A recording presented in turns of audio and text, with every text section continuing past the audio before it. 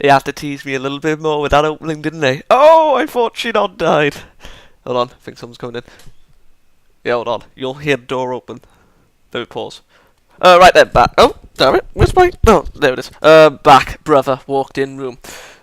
So yeah, Sinon's alive. Thank God. I bet the light novel readers were laughing at all us anime-only watchers. Chibi probably was. Anyway, so yeah, they teased us with the opening again for the anime-only watchers, and then when we went back, Kirito saved Sinon, which I thought he would, rather. I wasn't going to say was. So, yeah, the first part, well, not half, like, the first, I think, 7 minutes? I don't know, I don't really keep track of the time. Was Defka chasing down Kirito. And when they were running, when Kirito was running with crippled Sinon in bridal fashion, I was like, get on that horse now, get on it. And they didn't. Then they got on that bloody bike, and I was like, I'm probably going to see a bit of the opening in here, aren't I? And then, yeah, we kind of did with the explosion, because I was just like, oh, come on, show the tattoo, but it didn't. So yeah, the fight scene. Basically, it was showing Sinon's fear, like it hasn't basically left her, whether she's Sinon or... What's her real name? I forgot. Whether she's Sinon or real-life girl. Her fear is still in there because of Defgun. She's...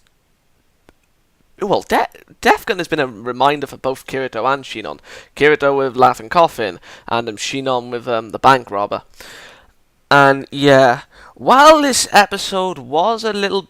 Well, it wasn't bad. I mean, it felt a little bit strange to be sure, but to me, like, probably people don't really care about most of this stuff, which is fair enough, but to me I liked it because it was more character development for Sinon. She isn't that, like, just Sinon now, not her real life person. She's not a badass. She's awesome, yes, but even in the game, she still has a real life baggage. I know that sounds like a bad term to use, but she still has her baggage wherever she goes. She can't run from the ghosts of her past like Kirito tried to do.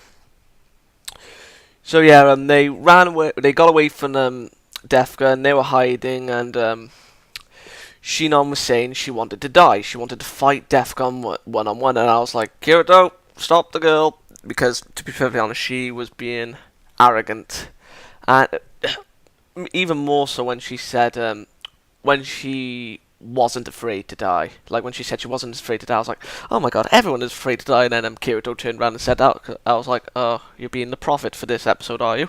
Kind of strange. Well, he has his moments, obviously, but if he didn't have his moment here, oh. So yeah, I will admit that with the stuff that was happening within this episode, if if Sinon said that she liked him, I was gonna go batshit crazy. But I will admit, a Kirito and Sinon pairing does seem okay at this point because, well, if that brother and sister thing isn't really true, like I mentioned in the last review, because they do look similar. If it isn't true, then I'm more for the Kirito and Sinon bandwagon than the Asuna and Kirito. Anyway, Sinon admits to killing someone in her past, and while we were getting like not a flashback, but her inner thoughts, I didn't consider that kids would be calling her a murderer. I was like, oh god, that didn't even come to mind. But I suppose it didn't cross my mind because I didn't think people would, like, you know, the media would say. But I suppose but she did save them, the bloody people. I mean, it still irritates me that the mother looked at her in a fearful way. But the kids are... I feel arrogant for not thinking about that. So yeah. Sinon was having a moment to get out her anger and frustration on Kirito because, like, let's face it, she was holding it back, and now it came out. And once admitting to the killing, Kirito finally spills the beans that he's a sort of online survivor. And yeah, he admits to her that better not come in here. He admits to her that he killed 2 people. I think no, 3 people. 2 people. I was counting Kirito, and he admits to killing 2 people in the Laughing Coffin raid, and she didn't really show any signs of care, but he was like feeling anxious when saying it. He needs to tell us sooner about all this, but I suppose Sinon is not a perfect person, but a relatable person. The perfect person for him to get his anxieties out for this is Suna, or any of the other SAO survivors. But the best bet would be Suna. But Sinon could be like a catalyst for him to realise that he's being stupid, and then he probably thinks that Suna is having all these thoughts as well. So yeah, and then the episode ends off strangely. Like, we're back into Sword Art Online during the Laughing Coffin raid, and then we see a shrouded figure. Now, I think that shrouded figure is probably Gun, and if we see his face, then yeah, like I said in my last review, if his face is shown, and like I said, I haven't seen the light novels, it'll be like, kind of anticlimactic for the anime-only watchers, but that would only come to pass if his face was actually shown in the light novels. So yeah, for light novel reader is watching this review, please tell me if his face was shown in the ending card arc. If you obviously know if you obviously know who Gun is, but don't tell me who Gun is. If his face was shown in that arc, then tell me, but I don't need to know who he is. So yeah, a lot of character development for Sinon, and not really Kirito, but I suppose it's hinting that he'll tell us sooner, probably, but that's just me. So yeah, the opening was intense. The parts where Kirito and Sinon were having their one-to-one were it had them feels moments, because like Sinon was like basically breaking down her, like she said, illusion that she was safe in here. But like I said, Gun is a reminder. See, I'm gonna give this episode a 7 out of 10. Now, before you go, there's been stuff going around that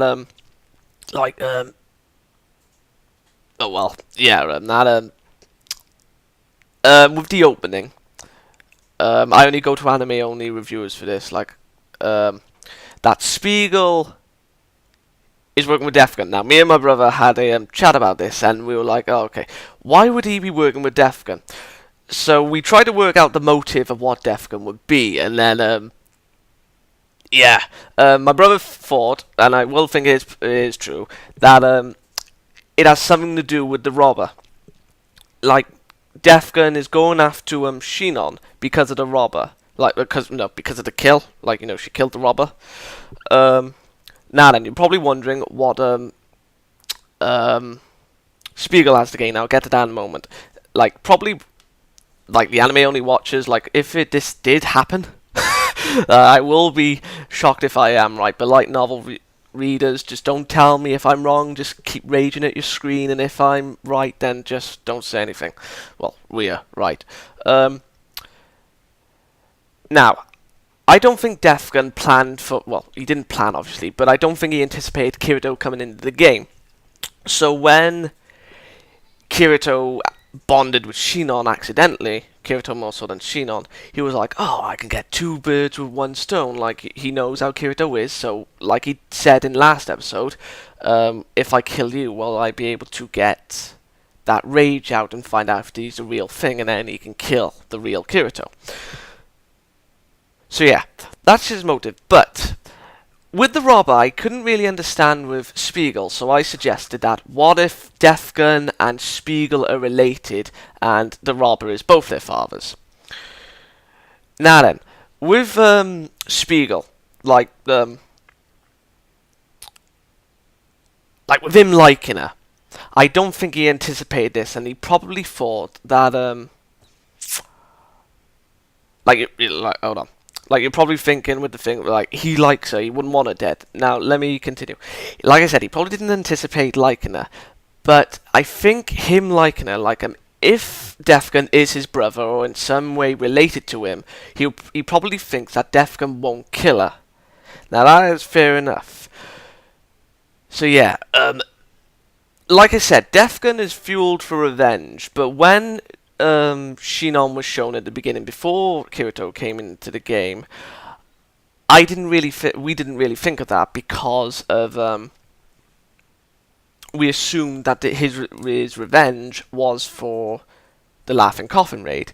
Now, with Xaydam and the other two, like when I said last time, Nalam, it probably was a display of power, just to draw Kirito in.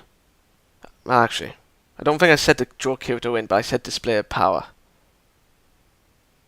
But yeah, well, yeah, the draw Kirito in is like not really possible. You couldn't anticipate that. But anyway, I think it was a display of power to see if it actually worked, like killing people on the inside. Like he probably think that when he shot Xaydam, if was his first killing, like it wouldn't actually work. But then he died, and then with the second one was also another test. And when that guy died, he was like, okay. And then the white camo dude was just like a display of power then for Sinon and Kirito, because that would make sense why he didn't kill Dean.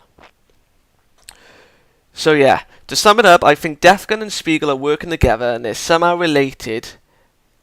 Brother, cousin, whatever, like, and the robber was one of their fathers. Or both. Doesn't matter. So yeah, vengeance is being fueled, and with that it also makes sense why he wants to kill Sinon. So yeah. I bet you didn't expect a theory. So yeah, it'll probably sound stupid when I go back on this. So yeah, anime only watchers, tell me what you think. Light novel viewers, don't say anything. Just rage internally at your screen if I'm wrong, or yeah, just be very quiet because I theorize a lot, and I'm always proved wrong. So yeah, good day. See you. What episode next? 11. So yeah. I have no idea what's going to happen next. Probably a fight? Oh well, see you next time.